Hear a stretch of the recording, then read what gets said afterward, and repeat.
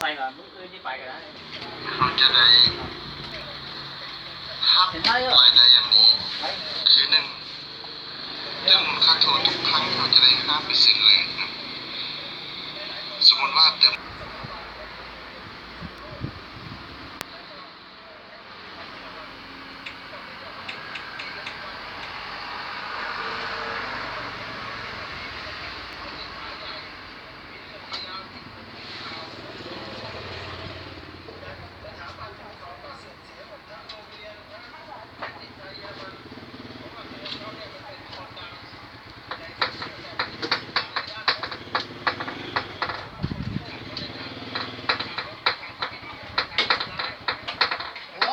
เขาได้ในจุดเชื่อข้าว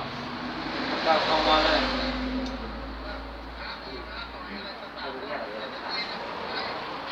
ปลอดภัยแล้วปลอดภัยแล้วก็จะป้องกันไว้ก่อน